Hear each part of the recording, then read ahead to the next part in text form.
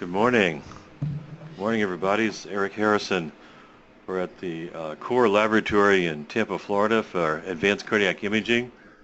And the purpose of this conference is to convey the dramatic changes that have happened in cardiac imaging and to show those studies and make sure that everyone is plugged into all the new changes that we're looking at: cardiac MRI, cardiac CT, cardiac PET, 4D echo, and speckle tracking strain echo. So we want everyone to become familiar with these modalities. So let's get started on our conference today and see what we can learn. And it's all about cardiac imaging. So here's our Sherlock Holmes today. And the first case we have to talk to you about a little bit is MT, who's a 65-year-old male who presented to my office. He'd been at Brandon Regional Hospital. It's probably a little more complicated than what we're saying here, but he did have episodes of chest pain that they occurred every morning at 4 a.m. So there was a pattern with it. And so this chest pain got progressively worse, and so he went to the emergency room at Brandon Regional Medical Center, a normal EKG, normal cardiac enzymes, and he underwent stress testing and had a SPECT scan. And so we can tell you about that. I think we have, here we go, we have some SPECT images to show you. So let's look at those. So if you hang on for a minute, we'll get those up. So these are our SPECT images. I don't know if this was exercise or a chemical test, but you can see that this is what we call the SPECT scam, but it's usually called a SPECT scan. And the problems that I have with this we'll discuss shortly. But the Blue Cross Blue Shield of Michigan did a study of these tests. They also did a study at Vanderbilt, and they found 40% false positive, 65% false negative. And we've done a study at our own institution, and we hit 50-50, 50% false positive, 50% false negative. So I think everyone is starting to get on to the fact that whatever we've done with this testing has made it into a giant Ouija board, so that we really don't know and don't believe it anymore. But unfortunately, it's held as a constant of standard of care by the insurers, and it's believed by American College of Cardiology, American Heart Association, to be a great test because of the validity of university practices that put this in place. But it's actually at least 50-year-old technology using an Anger camera, and the first one was done by Bill Strauss, who's a friend of mine and who got us started at Tampa General 30 years ago doing this particular test. And you can see that this is supposed to be stress and this is supposed to be rest, and there is some decreased counts in the inferior wall here. Unfortunately, those decreased counts can frequently be the stomach, and in females there are decreased counts that are common in the anterior wall and the septum, and unfortunately that is breast shadow attenuation. And so so this was read as being perhaps positive, perhaps being the stomach, didn't know, and so the test was somewhat equivocal, and but they basically said, you're fine, don't worry about it. And I got involved because I was called by patient's son-in-law, who's an attorney, and said, we'll get a CT scan out there and check it out. Meanwhile, the gentleman's still having chest pain at 4 o'clock every morning. Medical residents at Bayonet Point, does anybody have any comment about repetitive patterns of chest pain that awaken a patient from sleep every morning at the same time? Is there a resident that would like to comment on that? Hello? Yeah, it's Dr. Harrison. Can you repeat the question? The question is repetitive patterns of chest pain occurring at the same time at 4 o'clock every morning. Does that suggest anything in terms of any kind of chest pain pattern that you recognize? Well, not that I'm personally familiar with, but it sounds a lot more like a GI issue, maybe due to dietary. Yeah, there is something called Prince-Meadow angina that is also called variant angina, and it was described by Myron Prince-Meadow in 1954. He was a Beverly Hills cardiologist, and somehow he dreamed up the idea that people could have fixed stenosis and they could get spasm on top of it, and the spasm would be like a recurrent event that would happen at the same time every night or in the morning early, and so that became known as Prince-Meadow angina or variant angina. And so it's sort of a syndrome, and we've seen it occur just like Dr. Prince-Meadow described it in 1954. So let's go back to our slide deck. So not believing in SPECT scans and having a call from the gentleman's son-in-law who's an attorney, we decided that we would go ahead and do a coronary CT. So let's take a look at that.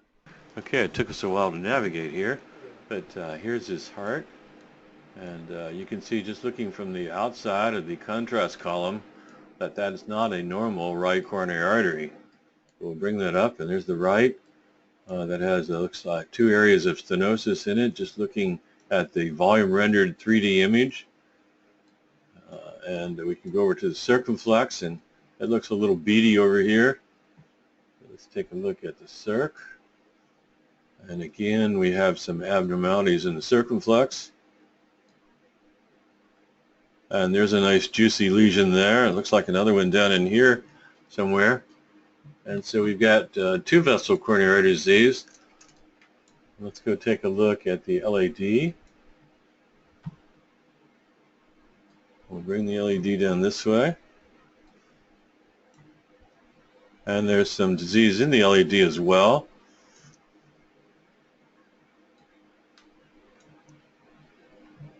Let's take a look at some more cross sections while we're doing this. And we'll color code some stuff.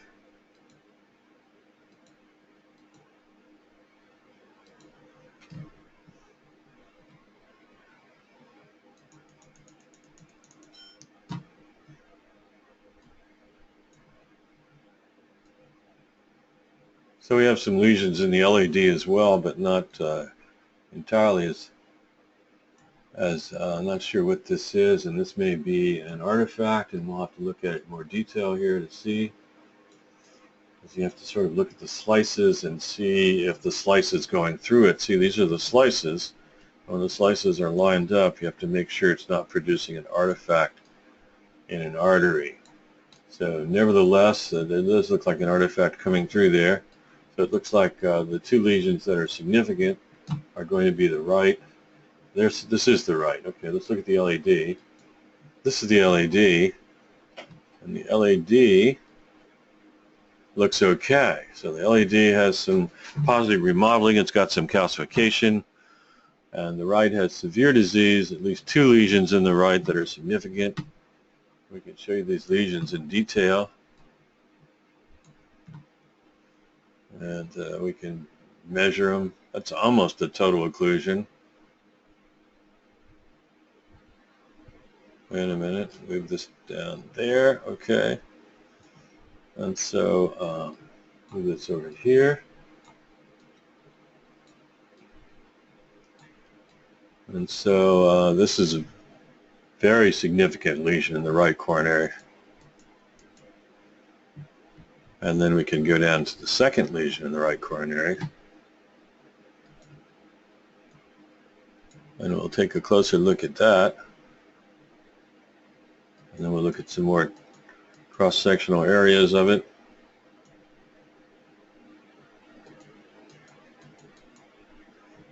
And so again, a severe lesion. You can see the color coding of the contrast, which shows you that not only is it narrowed, but there's also a lot of necrotic core in there, which is the red stuff. 23% at the area of stenosis and 33% volume of the whole plaque. Is necrotic core, and then the green is the channel. The blue represents fibrosis.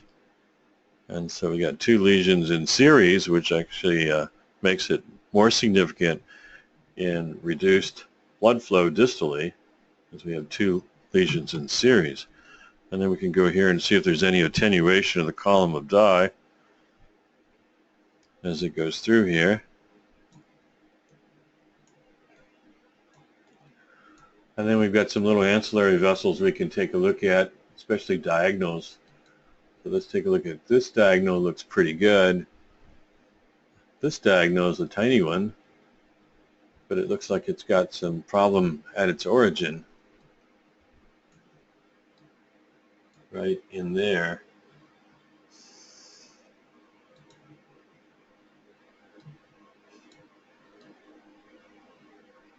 Let's get that a little more. Here we go. So you can see that there's a problem at the origin of this diagonal. That's a significant narrowing, but it's a dinky vessel. And then we can try this diagonal and see what it looks like.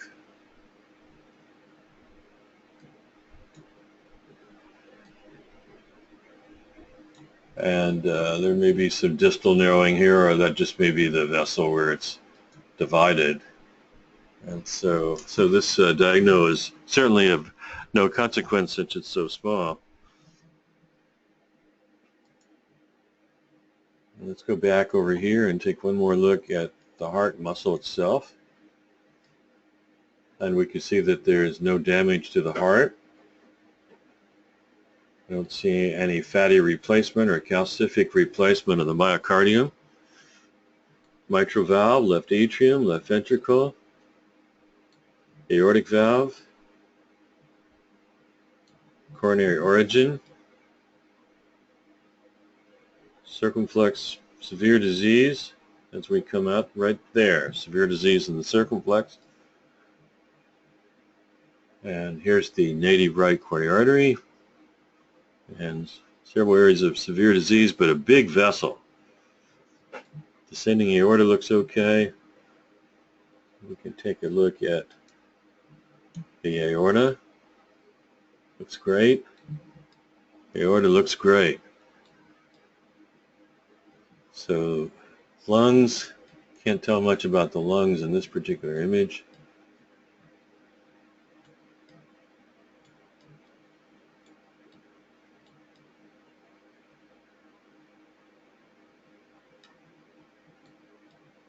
And that's it. So let's go back to our slide deck. So the nuclear medicine, as we talked about, showed some mildly positive, that is, decreased counts in the inferior wall. But again, they have lots of terms: diaphragmatic attenuation, subdiaphragmatic attenuation, stomach attenuation. And so there are many watchwords that we use to hedge on these images. If it's not corrected by attenuation correction with a CT scan or something, then you get frequent artifact. You can also get motion artifact. There's so many different artifacts that you can get with SPECT scanning, but it has a normal EKG during the time of the acquisition and normal wall motion and normal ejection fraction. So the results of a SPECT scan are very interesting, and you'll see many, many reports. And we're looking at wall motion, ejection fraction, and that's not at the time of ischemia. The patient actually gets some technetium injected and then may actually get a scan an hour later. So it's not an ischemic ejection fraction. So the ejection fraction can be stone cold normal, and you say, oh, look, you know, there's no ischemic changes. But the ischemic changes happened a long time ago during the stress part, an hour ago. By the time you get the images, you missed out on that. And then we're looking at perfusion during stress and rest, and we've got this kind of nomenclature which should lead you to believe that the test is highly unreliable.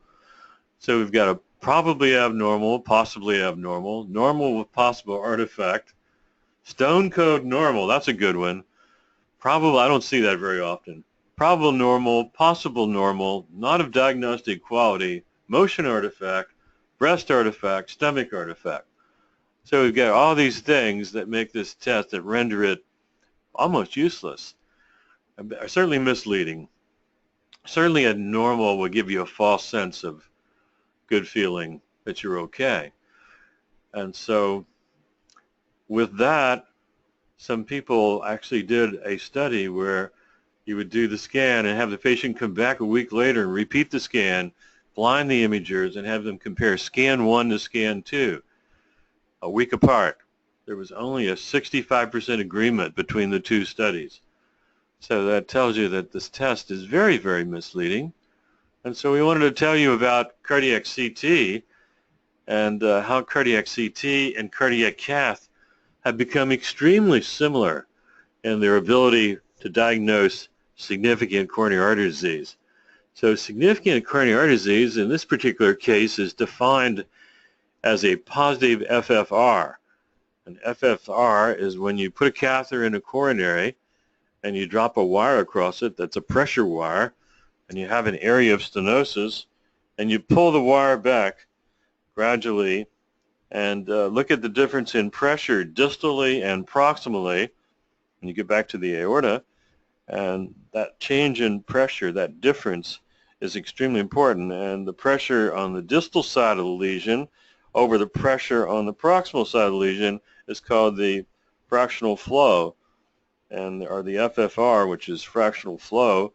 And the fractional flow reserve is when you actually maximize the blood flow through that lesion. And so the maximization comes by using a chemical. Usually we use adenosine, and inject some adenosine across there, and either do it regionally or do it systemically, and then do the pullback.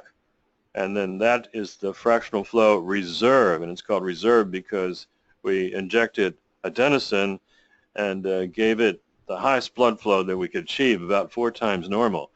And so you can see then we've got the cardiac cath being the green and the cardiac CT being the sort of pinkish orange. And we're looking at them and comparing them. And here's accuracy, sensitivity, specificity, positive predictive value, negative predictive value, and based on FFR, not based on a coronary lesion or greater than 70% stenosis or greater than 90% stenosis, but FFR, which is the true measurement of whether that artery would benefit from stenting or from bypassing. And so you can see these are extremely equivalent. And so we're asking the question, when will cardiac CT replace cardiac cath? Because you can see that these numbers are satisfactory. They're the same pretty much, and we're coming up with the same information. Any questions about this from the audience?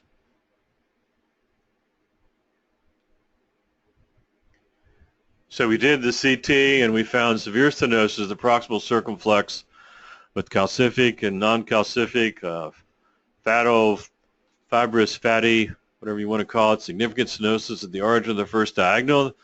Second diagonal had some lesion as well. Significant stenosis of the right coronary, secondary to non-calcified fibro atheromatous plaque. Injection fraction was normal. So here's a false positive SPECT scan, which occurs 40% of the time, 65% of the time, 40% of the time false negative SPECT scan, excuse me. Here's a false negative SPECT scan, which occurs 65% of the time, according to Blue Cross Blue Shield in Michigan, and can be terribly misleading. And so this guy's son was on us, and we got this test, and then they want to transfer him out of there and take him to Tampa General and get some stents put in, and they're glad that we did this particular test. And so we'll show you his cardiac cath, and we can look at that correlation. So with the cardiac cath, you can see the calcification. If you did a calcium score, you would find there's a bunch of calcium in the LAD. You can see it waggling up and down. Here's some calcium in the right coronary. So he's going to have an elevated calcium score. Here's some more in a, looks like a marginal vessel calcium. So he's got 3 vessel coronary calcification to start with, which would have helped in making a diagnosis in this gentleman with a negative SPECT scan. So let's inject one of these arteries, and this is the LAD, and the LAD has severe calcification, and it's a ratty looking vessel, even distally, doesn't look very good. And you can see there's a lesion in that second diagonal vessel that we were looking at. And the circumflex isn't filling very much. There's the circumflex filling late. So there's some late filling of severe disease in the circumflex that you can see sort of in the back, and it sort of hangs out with contrast after a while. And this gives a much better picture of the circumflex. and the cerebral lesions proximally in the circ, and you can see those right there, and some lesions in the branch of the circ. And here's the circumflex seen very well. There's a little area of like positive remodeling right there, and then some severe disease in several areas. And there's that diagonal vessel you can see lined up really nicely. And the LED being, for the most part, okay. Not normal, but okay.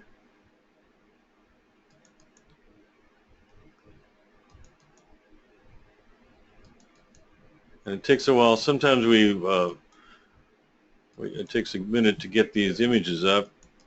And the right has several severe lesions. And I'm not going to wait for this to load. But the right is verified to have several severe lesions in series. So we'll go back to our PowerPoint. And so the cath confirmed what we had suspected of severe multivessel coronary disease. And it really, there's not a lot of value added from the cardiac cath and from the CT. There's going to be a point where we're actually going to take the CT data, and we really won't have to inject all these injections. Just proceed on with the angioplasty instead of doing all these injections, especially with all this contrast, especially if you have somebody who has some renal dysfunction, which this patient didn't have. And so there was some collaterals, circumflex filling the right, collaterals coming off the right, and so he had angioplasty of the right coronary artery with 3 stents and 2 stents in the circumflex, and so pretty much took care of everything except the diagonal, and that was such a small vessel it didn't seem to make a lot of difference. And so one of the reasons we presented this patient is he does have myasthenia gravis, and he is on pyridostigmine, and so we want to show some people with myasthenia and what difference that makes in terms of their disease. Also, his father had abdominal aortic aneurysm, died of a stroke, and this gentleman also has a thoracic aneurysm. And so this is his EKG, which shows a sinus bradycardia. He's got some no ST or T-wave changes. This is at rest. He was probably on a beta blocker at this time. Carotid ultrasound didn't show any significant plaque. And so he went into cardiac rehab. We were managing his hypertension. He had some intermittent chest pain for a while. And he had a Lexiscan PET scan, which this shows no ischemic changes on the EKG. We chose this above doing another SPECT scan, because why would you do another SPECT scan if you had a false negative to start with? And so it's a much more sensitive, specific, and accurate test. And so the normal response, if you have excellent perfusion, is for the ejection fraction to go up. And so the ejection fraction did respond, and this is an actual ejection fraction during the time of the Lexiscan. It's actually acquired instead of an hour later with the SPECT scan. It's acquired at the moments that the patient is getting the Lexiscan. The images are acquired, and then the ejection fraction is constituted. So we got an ejection fraction of 88%, so it's supposed to increase. If it drops 12%, that's considered sort of prima facie evidence of somebody having coronary artery disease, especially main left or main left equivalent. So normal perfusion. So we did a great job revascularizing this guy, and the PET scan is certainly good evidence for that. And he felt better, although he had some intermittent chest pain. He wasn't having the same thing he was having. Interesting, he could not tolerate beta blockers because of fatigue. Are there any comments by the residents about not being able to tolerate beta blockers because of fatigue? Anybody there at Bayonet Point want to comment on that?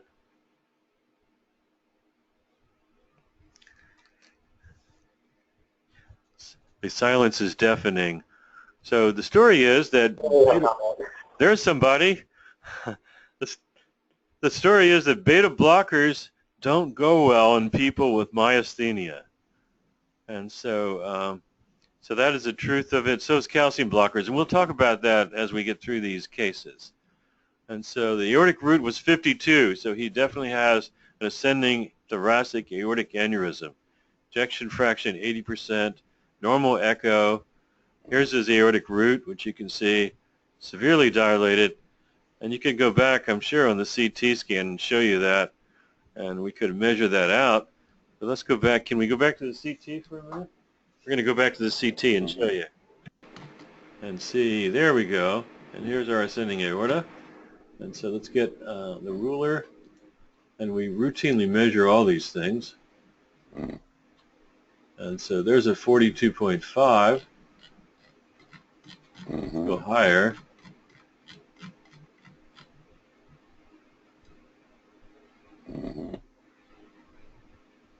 So definitely abnormal, greater than 37, which is our normal. And looking in several directions here. Doesn't look as big as that echo is showing us. So it is enlarged, but it doesn't look like it reaches an aneurysm in terms of these images, but it's getting close.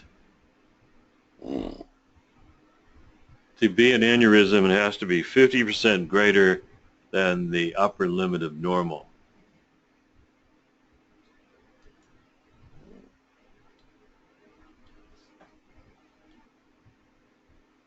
And we did another follow-up Lexiscan PET scan because of his episodes of atypical chest pain. And we have a lot of confidence in this test as opposed to the SPECT scan because, one, there's attenuation correction with a CT scan. It's a PET CT, and so we correct for diaphragmatic attenuation, subdiaphragmatic attenuation, breast attenuation. All of that is corrected for by the CT scan. Also, it has a more powerful isotope. The isotope basically is a positron emitter. Positron meets an electron, and they annihilate, and they give off a photon that's 511 keV. 511 keV. And 511 keV is much higher than what you get with technetium, which is 140 keV, or thallium being 70 and 120 keV. So it's a much more powerful emission. We have attenuation correction, and then when the positron meets an electron and the two annihilate, they give off photons 180 degrees apart, which means that if you have a ring that's a sensor, it will censor photons occurring simultaneously from any annihilation of a positron with an electron. And so there's going to be some Compton scatter, but you can subtract all that because that's not going to be occurring simultaneously. We're not going to have two photons 180 degrees apart. So if you subtract anything that's not 180 degrees apart occurring simultaneously on the sensor ring, and then you just leave those events that are 180 degrees apart occurring simultaneously, then you have the information of that, and that alone is coming from the heart. Here's some more repeat echoes showing us the dilated ascending aorta. And now we did another CT in 2014. Let's take a look at that one. So again, because he has some atypical recurrent chest pain, we do a recheck on him. You can see his dilated aorta. You can measure different sites to see where the greatest diameter is. There's 47, 48 in that particular view. And then we can take a look at his stents. Here's a stent. There should be a stent right in there. Let's take a look over here and we'll see his stents.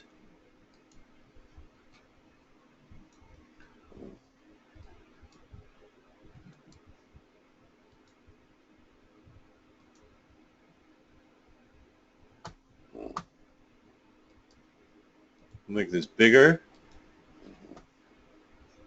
and you can see inside his stents.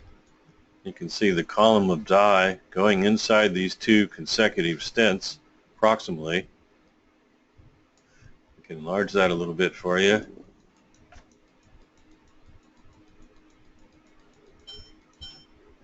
We'll bring this up. And so these stents are patent, and we can measure the column of dye inside here and see what the Hounsfield units are. And you can see that it looks very good.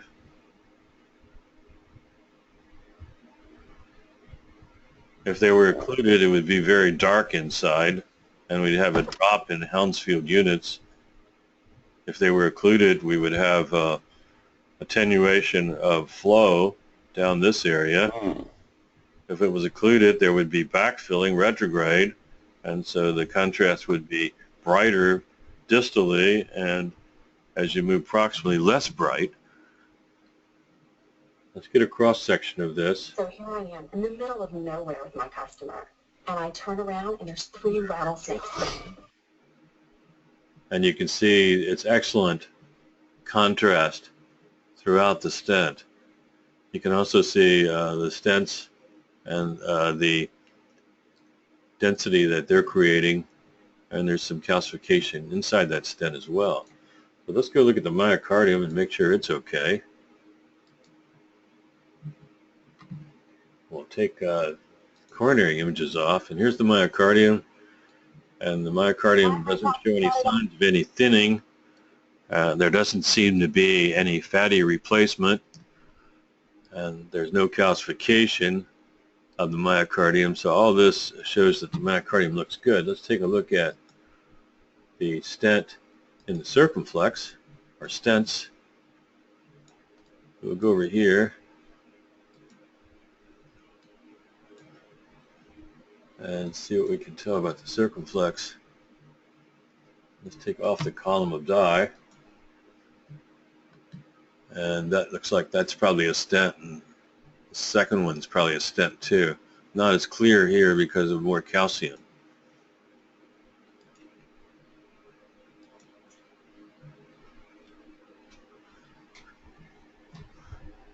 So basically this was a sort of a summary. We didn't see any new disease. We were able to measure the aneurysm, and the CT is useful for following up on the aneurysm on a yearly basis. Plus we get coronaries as a bonus, and we can look in the stents, and the stents looked okay. There's no progression of disease in the LED. There's still that diagonal lesion, and there was an incidental finding of a lung mass, and this was seen on the CT scan, and we frequently find that. And the question was, this had a thick-walled cavitary nodule, and what was this? And he had it biopsied. It was a 1A non-small cell lung adenocarcinoma. And so now we've got the association of myasthenia, and now he's got a lung cancer. And of course the important thing on the myasthenic syndromes is this myasthenia gravis, or does he have Lambert-Eaton myasthenic syndrome, which is actually associated with lung lesions, non-small cell cancer of the lung. And so the Eaton-Lambert syndrome is a little bit different from myasthenia gravis. Myasthenia gravis, when you exercise a muscle such as using a voluntary action like shaking hands, the hand strength will diminish as time goes on. So if you shake hands and shake and shake and shake, it'll get lower and lower and lower, and that's reflected on the EMG.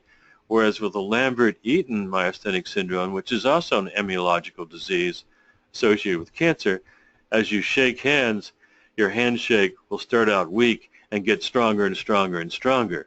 So they're just opposite in terms of the manifestations clinically. Also, the Lambert-Eaton is usually in lower extremities, myasthenia gravis upper extremities, frequently the eyes, sometimes swallowing. So the lung cancer patient didn't want surgical resection, had some radiation therapy. There was a positive response. He had an episode of chest pain and came to the hospital one day and was in the ER, and we took him to the cath lab because he has known coronary disease, because he had also a positive troponin, and we'll show you those images. This is our first image of the right coronary artery, which you can see it's kind of lumpy, bumpy, but it doesn't have the severe lesions it had before because of the stents.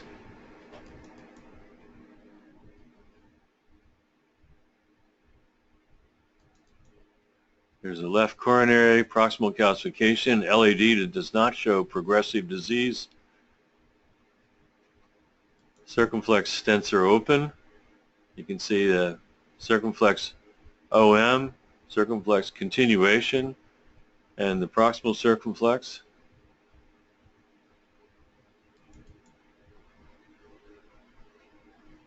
And there's that little aneurysmal area in the circumflex.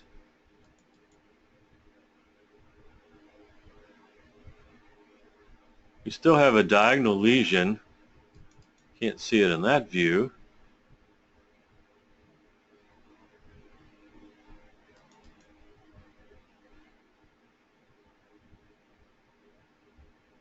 But there is some stenosis in the large diagonal.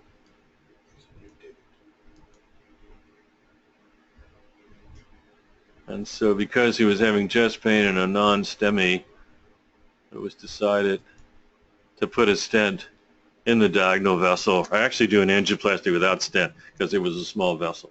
So he had angioplasty without stent to that artery.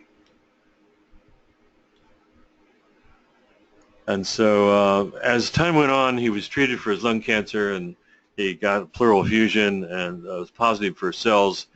There are no brain mets, and it was felt that he had stage 4 cancer now, and we're looking at treating him with chemotherapy. And unfortunately, because of his myasthenia, he is not eligible for any research project, because having a concomitant significant disease like myasthenia as a comorbidity basically rules out him participating in a research study, especially one involving immunotherapy, although he has an immunological disease, Myasthenia Gravis, and is on immunotherapy, CellCept, for that, as well as the phytostigmine. He's excluded from experimental studies, and to his chagrin wanted to get into a research study because having stage 4 cancer is a significant problem. We thought we'd show you just another quickie case to go with this one, and this is another gentleman that we have with myasthenia gravis, and the effects of myasthenia gravis on patients that we're taking care of who have cardiac problems. And this is a guy who's 68 years old, and his problem has been blood pressure spikes, and his blood pressure will have 50 millimeter spikes. He's been seen by his doctor, reports headache, vision changes. On one occasion, has known myasthenia, which he's had for a number of years, diagnosed in 2013, and is seeing us because of his high blood pressure being uncontrollable. He did have a history of pulmonary embolus remotely, type 2 diabetes, and is on pyridostigmine, just like the other patient. His physical examination showed some of the stigmata of myasthenia, in that he had some decreased muscle strength that we could see. He didn't have any eye changes. His changes have all been throat changes, and he gets hoarse every once in a while when he needs to have a more pyridostigmine. And so here's his upside down EKG, which if you can read that upside down, you can see that it looks like a normal EKG. And here's a 24-hour blood pressure monitor. We can't overemphasize doing 24-hour blood pressure monitoring because it gives us the ability to see what happens during a 24-hour period without using the patient's own blood pressures, which can be misleading sometimes. And we don't just go off an office blood pressure recording sporadically, because that can be misleading too. And so this is the kind of spike he was having. Once a day he was having a spike. We did check his chromogranin A, and it was 21, which is not at the extreme that you would expect of someone with pheochromocytoma. So I think this is just his blood pressure spikes that he has normally for some reason, with some diurnal variation. And so, but the problem with myasthenia is to recognize that there are problems involved with using beta blockers and calcium channel blockers, and that actually precludes the use of those drugs. And when we start him on a beta blocker, basically he feels severe fatigue, and we have to withdraw that, even though he might take a little extra of his medications for the myasthenia. And so basically beta blockers are notorious for inducing subjective fatigue in myasthenia gravis patients. And it's unclear as to what's causing that, but it's seen very commonly, and you have to take the patient seriously when he tells you about that. And there have been some in vitro studies to confirm that there is a dose-dependent reduction in neuromuscular transmission in rat skeletal muscle. And calcium channel blockers are involved in the presynaptic reduction in ACH release and postsynaptic Curare-like effects in experimental settings. And it also potentiates the effect of the neuromuscular blocking drugs. And so this also causes a problem and has been implicated in terms of verapamil and respiratory failure, myasthenia gravis patients. And so the most common one patient that you think of when you think of myasthenia gravis is Aristotle Onassis, who was married to Jackie Kennedy, and he died in Paris Hospital, respiratory failure, and that's usually the end stage of myasthenia gravis.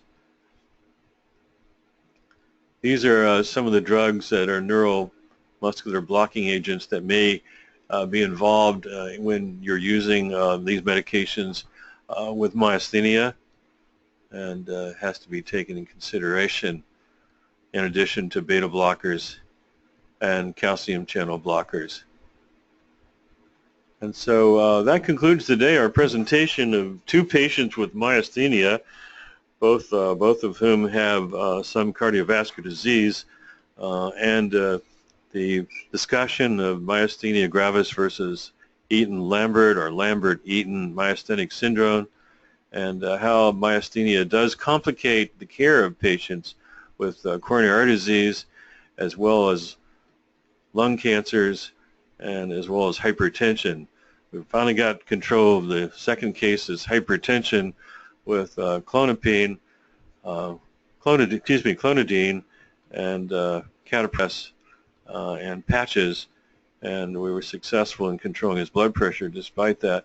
We do want to accentuate a few findings here, and one is the false negative SPECT scan and how misleading that can be, and the fact that SPECT scans can basically have so many different reading interpretations means that the test can be frequently abnormal and give us a false sense of feeling good about things when it's negative, and we can also go on a goose chase when it's positive and it's a false positive. And so recommend the CT scan wherever your institution is, obviously doing it with the lowest possible radiation, and showing this great correlation of CT scan with cardiac cath when looking at not the stenosis of the lesion, but looking at FFR, which is the bottom line from the FAME-1 and FAME-2 study as to whether it would be successful to revascularize a patient either with stenting or bypass surgery. So thank you very much for attending today, and we look forward to seeing you next week.